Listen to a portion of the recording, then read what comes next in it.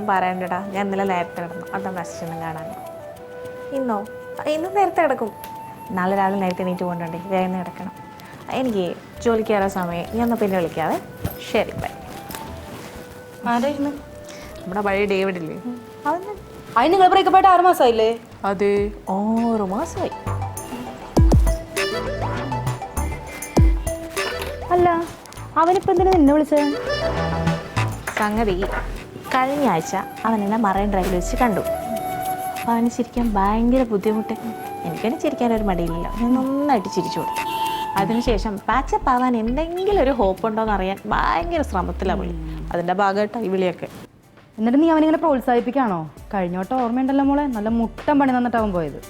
അതുകൊണ്ടാണല്ലോ ഞാൻ അവന് ഇത്രയും പ്രതീക്ഷകൾ കൊടുക്കുന്നത്. ആ പ്രതീക്ഷകളുണ്ട് അവന് ഒരുപാട് മനക്കോട്ടകൾ കിട്ടും. ആ മനക്കോട്ടകൾ അങ്ങ് ബുർജ് ഖലീഫയുടെ ഉയരത്തിലെത്തുമ്പോഴത്തേക്കും കൃത്യസമയം നോക്കി ഞാൻ ആ കാലെ വാരി നിലത്തടിക്കും. ബ്രേക്കപ്പിന്റെ സമയത്ത് എനിക്കൊന്നും ചെയ്യാൻ പറ്റില്ല. ഇപ്പോഴാണെങ്കിൽ അവൻ വന്ന് എൻ്റെ മുന്നിൽ ചോടി തരികയും ചെയ്തു. ഞാൻ തന്നെയാ ഹാൻഡിൽ വിത്ത് കയറട്ടാ. മധുര വട്ടന്മാരോടൊക്കെ ഹാൻഡിൽ ചെയ്യുമ്പോൾ സൂക്ഷിച്ചു വേണം. ഇത്തരത്തിലുള്ള വട്ടന്മാരെ ഈ രശ്മ ആദ്യമായിട്ടൊന്നല്ല ഡീൽ ചെയ്യുന്നത്. ഓക്കെ, ശരി ശരി, പണിയെടുക്കാൻ നോക്ക്.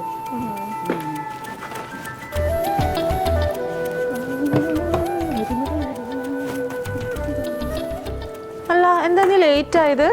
അതോ, രാവിലെ നോക്കിയിട്ട് വണ്ടി സ്റ്റാർട്ട് ആവുന്നില്ല. പിന്നെ കുറെ നേരം ബസ് വെയിറ്റ് ചെയ്തു. സമയത്തിന് ബസ്സും കിട്ടി. അപ്പം നീ വിളിച്ചപ്പോൾ വണ്ടിയുടെ ബാറ്ററി എന്തോ കംപ്ലൈൻ്റ് ആണെന്നല്ലേ പറഞ്ഞത്?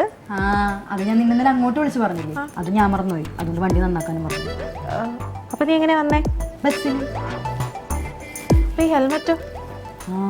അതും മറന്നു. അയ്യോ, കൊള്ളാം കൊള്ളാം കൊള്ളാം, വളരെ നന്നായിട്ട്. രേഷ്മേ, ഞാനൊരു ഡൗട്ട് ചോദിക്കട്ടെ? എന്താ? നിനക്ക് പിള്ളി കമ്പനിയുടെ സെറ്റപ്പ് ഒക്കെ വെച്ച് പച്ച പിടിക്കാൻ സാധ്യതയെന്ന് തോന്നുന്നു? അങ്ങനെ ചോദിച്ചാ ഉണ്ട് ഉണ്ട് ഉണ്ട്. എനിക്ക് ഈ ഓഫീസ് പച്ച പിടിക്കുമെന്ന് നല്ല പ്രതീക്ഷ. എന്ത് വിലയുള്ള സാധനമാണോ? നിനക്ക് ചുമ്മാ അടിച്ചു തീർക്കാല്ലേ അവിടെ വെച്ചിരിക്കണേ? വിലയുള്ള സാധനം വേണ്ടാന്ന് എടുത്ത് പൂശണം, ഇല്ലെങ്കിൽ ഇവിടെ നിന്ന് കട്ട പിടിച്ചു പോകും. അങ്ങനെ ഒന്നും കട്ട പിടിക്കൂല. ആരും പറഞ്ഞു? നിനക്ക് നമ്മളെ ചക്കച്ചമർവിലെ ജോയി ഓർമ്മയില്ലേ? അവൻ ബാംഗ്ലൂർ ഒരു മീഡിയ കമ്പനി തുടങ്ങി, ഓർമ്മയുണ്ട? നാട്ടിലെ സ്വന്തം സ്ഥലമൊക്കെ വിറ്റ് ബാംഗ്ലൂർ കുറച്ച് സ്ഥലം വാങ്ങിയാണ് അവൻ മീഡിയ കമ്പനി തുടങ്ങിയത്. 3 മാസത്തിൽ പൂട്ടിപ്പോയി. അന്ന് അവൻ ഇമ്പോർട്ട് ചെയ്ത സാധനങ്ങളായിരുന്നു ഈ മേക്കപ്പ് സെറ്റൊക്കെ. എല്ലാം നശിച്ചുപോയി. ഇപ്പൊ അവന്റെ പണി എന്താണെന്ന് അറിയാമോ? ബാംഗ്ലൂരിൽ നിന്ന് ഹോൾസെയിലിന് ജട്ടി വാങ്ങി നാട്ടിൽ മറിച്ചടിക്കും. നിനക്ക് ഒരല്പം മനസാക്ഷി ഉണ്ടാണ്. നമ്മളെ ബിസിനസ് പച്ച പിടിക്കുമെന്ന് പറഞ്ഞ് നാക്കെടുത്ത് അകത്തിട്ടല്ലേ ഉള്ളൂ. എന്നിട്ട് ലോക പരാജയങ്ങളാണ് എക്സാമ്പിൾ പറയണേ. ഒരു ബിസിനസ് ആകുമ്പോൾ ജയവും പരാജയവും ഉണ്ടാവും. അത് ആ സെൻസിലെടുത്ത് കളയണം. അല്ല നമ്മൾ തലയെ കൊണ്ടു നടന്നാലേ ഭ്രാന്താവും. കഴിഞ്ഞ 7 ബിസിനസ് പൊട്ടിയപ്പോഴും നീ ഇതല്ലേടാ പറഞ്ഞത്? ഈ 2 വർഷമായിട്ട് ഇതേ ഡയലോഗ് പറയുന്നത് നിനക്ക് നാണമില്ല? നീ തമാശ. ഞാനൊരു പുതിയ ബിസിനസ് ഐഡിയ പറയാം. പിന്നെ ഇവിടെ ബിസിനസ് തുടങ്ങാൻ മനുഷ്യനോടെ ഉള്ള പോകാൻ സമയമില്ല. അപ്പോഴാണ് അവൻ്റെ പുതിയ ബിസിനസ്. എടാ, അതാണ് ഞാൻ പറഞ്ഞത്. നമ്മൾ ഒരു ബിസിനസ് മാത്രം ചെയ്യരുത്, പല ബിസിനസ്സുകൾ ചെയ്യണം, ഡൈവേഴ്സിഫൈ ചെയ്യണം. കൊള്ളാല്ലേ? അഴുക്കായിട്ടുണ്ട്. ഇവിടെ ഒരു ബിസിനസ് നോക്കാൻ നമുക്ക് പറ്റില്ല എന്നാണ് തന്തമാര് പറയുന്നത്. അപ്പോഴാണ് പല ബിസിനസ്. എടാ, അതാണ് ഞാൻ പറഞ്ഞത്. നമ്മുടെ പേര് ദോഷം നമ്മൾ തന്നെ മാറ്റണം. നമ്മൾ അച്ഛനമ്മമാരെ കൊണ്ട് നമ്മൾ മാറ്റി പറയിക്കണമെങ്കിൽ നമുക്ക് എന്തൊക്കെ ചെയ്യാൻ പറ്റുമെന്ന് നമ്മൾ കാണിച്ചു കൊടുക്കണ്ടേ? അതിനെ പറ്റി എന്ത് ഐഡിയ ആണ് എന്റെ കുട്ടൻ്റെ ഉള്ളത്? അത് പറ. ഞാൻ നേരത്തെ നമ്മളെ ചക്കച്ചമ്മർമ്മൽ ജോയിയെ പറ്റി പറഞ്ഞില്ലേ? അവൻ്റെ ജട്ടി നമുക്ക് ഹോൾസെയിലിന് വാങ്ങി നാട്ടിൽ നമുക്ക് മറിച്ചടിച്ചാലും.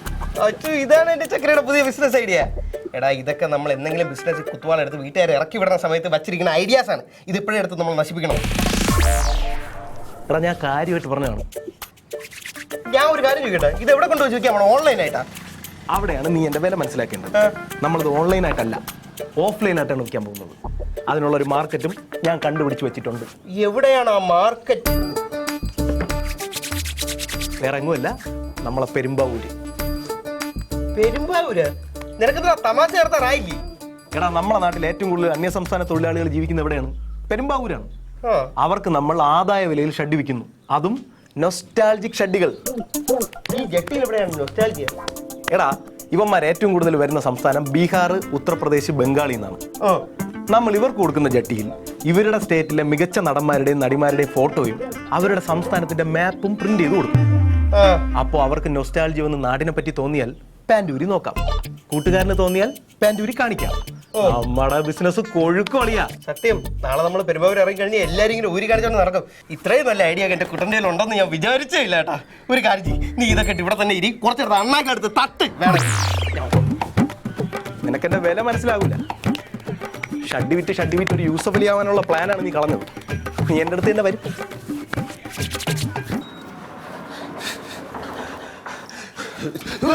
എന്താ നീ ഒരു വളം കത്തിച്ചു വിടുമല്ലോ?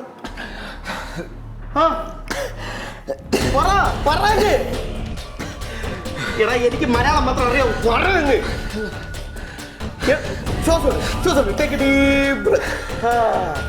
പറ്റുന്നുണ്ടോ? പറ. എടാ എന്റെ ടെമ്പർ തെറ്റിക്കാതെ പറയണോ?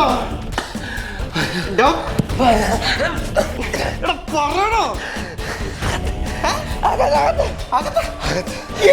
എന്റെ കമ്പനി രേഷ്മേ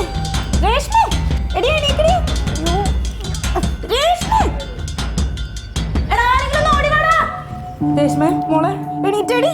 നല്ല വീറ്റ്. എടാ ആരുമില്ലടാ, ആരെങ്കിലും ഒന്ന് ഓടി വാടാ, വേഗം വാ.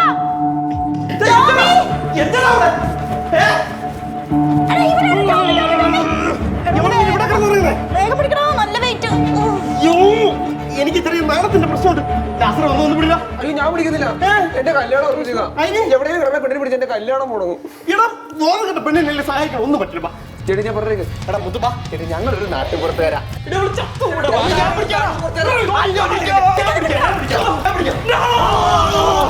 എന്താ താഴെ നോക്കണ? അതല്ല താഴെ കിടക്കണ സാധനം നോക്കണ. അപ്പാണ് ഞാൻ നോക്കണ. താഴെ കിടക്കണ പെൺകുച്ചിനെ നോക്കണ. ഞാൻ ഈ പെണ്ണിനെ നല്ല കനം കൊടുക്കണ ശമ്പളത്തിനൊക്കെ മന്തി വാങ്ങിച്ച് തിന്നു. എന്തു പറ്റിയത്?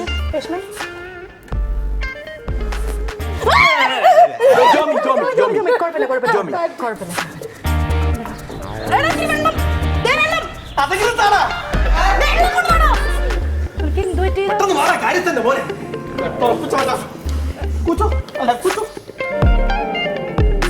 അതും നോക്കാൻ പറ്റില്ല. എന്താ പറ്റിയെന്ന് എനിക്കും വലിയ ധാരണയില്ല. ഞാൻ നമ്മുടെ വാഷ്റൂമിൽ പോയതാ.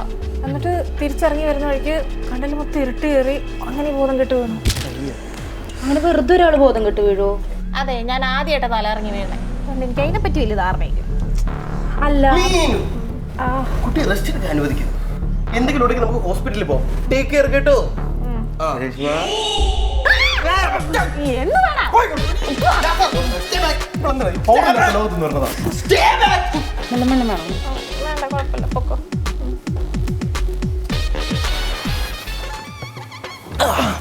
ഞാൻ പേടിച്ചു പേടിയാ.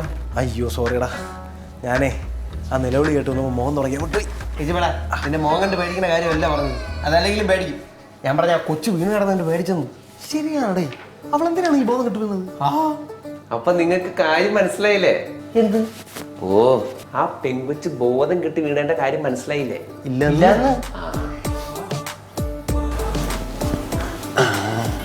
ഗർഭം അല്ലാതെന്താ? ഈ സൗണ്ട് ഒക്കെ നിന്റെ അടുത്ത് ആര് പറഞ്ഞതൊക്കെ? എന്റെ അടുത്ത് ആരും പറഞ്ഞൊന്നുമില്ല. പക്ഷെ അവളുടെ കൈവെള്ള പിടിച്ചു നോക്കിയിട്ട് കണ്ണിൽ നോക്കിയാൽ നമുക്ക് അറിയാൻ പറ്റും എന്ത് ഗർഭം ഉണ്ടോ ഇല്ലയോന്ന്. കണ്ണിൽ ഗർഭമോ? മാറി ഇങ്ങിരിക്കേ. ഞങ്ങളുടെയൊക്കെ നാട്ടില് ഒരു പെണ്ണ് തലയിറങ്ങി വീണ് കഴിഞ്ഞാൽ പ്രായമായ അമ്മച്ചിമാരിൽ ഒരാൾ ചെന്നിട്ട് അവളുടെ കൈവെള്ള പിടിച്ചിട്ട് കണ്ണിൽ നോക്കിയിട്ട് പറയും ഗർഭമുണ്ടെന്ന്. നീ പോടാ, വല്ല സിനിമയും കണ്ടിട്ട് അമ്മച്ചി വരെ പറയുന്നത് കഥ പറയണേ. സിനിമ കണ്ടിട്ട് പറയണമെന്നല്ല, ഗർഭമുണ്ടെന്ന് പറഞ്ഞിട്ടുണ്ടോ അവരൊക്കെ കറക്റ്റ് 9-ാം മാസം പ്രസവിച്ചിട്ടുണ്ട്. നിന്റെ കാല് പിടിക്കാം. നീ ദയവ് ചെയ്ത് ആ പെണ്ണുങ്ങളുടെ അടുത്ത് പോയി ഇതൊന്നും പറയരുത്. രണ്ടും നല്ല ഫെമിനിസ്റ്റുകളാണ്. നിന്നെ കീറി വിടും. ഫെമിനിസ്റ്റുകളോ? അതെന്ത് സാധനം? കമ്മ്യൂണിസ്റ്റുകൾക്ക് എന്തിനാണ്? അല്ല അപ്പൊ അവരുടെ ചിഹ്നം ഏതാ? കത്രിക.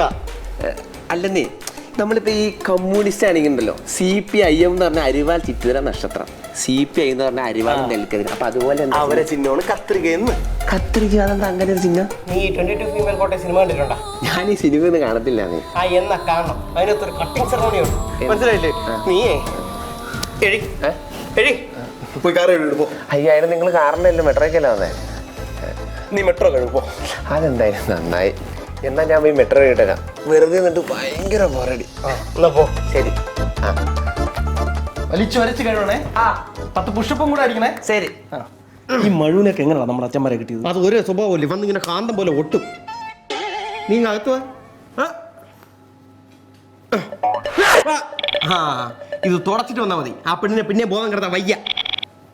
Point noted.